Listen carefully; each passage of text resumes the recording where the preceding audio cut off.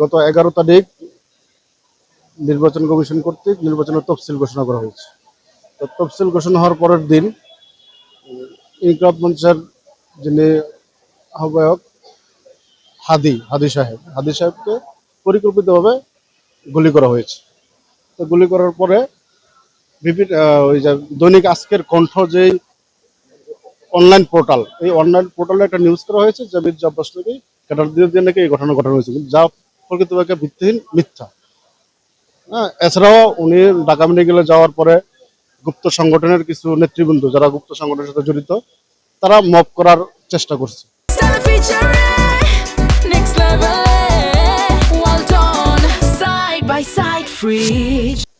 চেষ্টা করার কারণে এবং মিডিয়ায় নিউজ হওয়ার কারণে আমাদের দলের ভাবমূর্তি ক্ষুণ্ণ হয়েছে।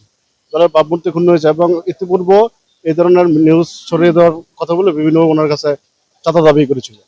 তা আমরা বিভিন্ন মাধ্যমে জানতে পারছি, সেই হিসাবে আমি সংক্ষুব্ধ হই, যার কারণেই আমি অর্থমতি দায়ের করি। গুপ্ত সংগঠন বলতে অলরেডি সবাই একটা বিশেষ রাজনৈতিক দল। হ্যাঁ, নামটা আসলে আপনারা জানেন, গুপ্ত সংগঠন আমার বলার কিছু না, আপনারা জানেন গুপ্ত সংগঠন। তারা ইতিপূর্বে ছাত্রলীগের বেশ ধরে ছাত্রলীগে ছিল, এখন আবার অন্য সংগঠন করতেছে। আবার তাদের মধ্যে কিছু লোক বিভিন্ন ফেসবুকে, অনলাইন মিডিয়ায় বিভিন্ন প্রপাগান্ডায় ব্যস্ত, এবং আমাদের দলের ভাবমূর্তি ক্ষুণ্ণ করার জন্যই এই গুপ্ত সংগঠনই কাজ করতেছে।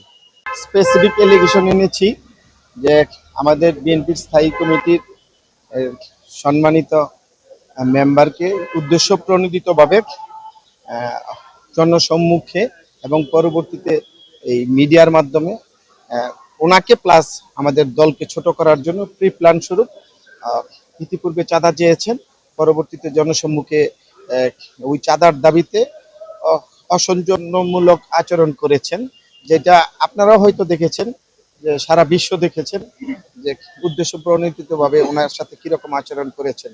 আমরা সেটাতে ক্ষুব্ধ হয়ে, বাদী ক্ষুব্ধ হয়ে আমরা আইনের আশ্রয় নিয়েছি।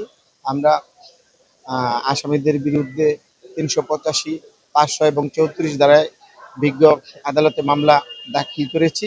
বিজ্ঞ আদালত সন্তুষ্ট হয়ে আমাদের ডকুমেন্টস এবং আমাদের বক্তব্য শুনে ডিবিকে তদন্ত দিয়েছেন, তদন্ত করে প্রতিবেদন দাখিলের জন্য। বাদীর সাথে মির্জা আব্বাসের সম্পর্ক তো অবশ্যই আছে, না থাকলে তো আমরা এই মামলার যারা সাক্ষী, আমরা প্রত্যেকেই জাতীয়তাবাদী আদর্শের সৈনিক, এবং এই মামলার যিনি বাদী হয়েছেন উনিও একজন কোর্ট অফিসার, লয়ার এবং জাতীয়তাবাদী ছাত্র দলের সোনালী ফসল, এবং উনি ওনার দলের স্থায়ী কমিটির মেম্বারকে নিয়ে এরকম মন্তব্য এবং চাঁদা চাওয়ার কারণে উনি বাদী হয়েছেন। আইনগতভাবে বাদী হইতে এই ক্ষেত্রে কোনো বাধা নেই, অবশ্যই স্বাধীন। আমরাও চাই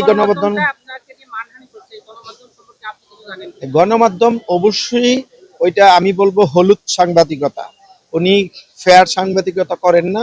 যদি ফেয়ার সাংবাদিকতা করতেন আপনাদের মতো, গণমাধ্যম তো অবশ্যই দিন, যদি আপনাদের মতো এরকম স্বাধীন এবং সত্য প্রচার করতেন, তাহলে এই গণমাধ্যম এইরকম ওনার বিরুদ্ধে নিউজ করতেন না এবং চাঁদা চাইতেন না। উনি এই গণমাধ্যম অবশ্যই বন্ধ হওয়া উচিত, এবং আমরা সেপারেট আর একটা দরখাস্ত দিয়েছি। উনি ইউটিউবে ওনার যে নিউজগুলি আছে, বিজ্ঞ আদালত যেহেতু মামলা তদন্ত থাকা অবস্থায় যাতে ওনার ওই আইডি থেকে যেসব নিউজ ইতিমধ্যে ইউটিউবে প্রচার করা হয়েছে বা ইউটিউবে আছে, সেগুলি ডিলিট করে দেওয়ার নির্দেশ প্রদানের জন্য।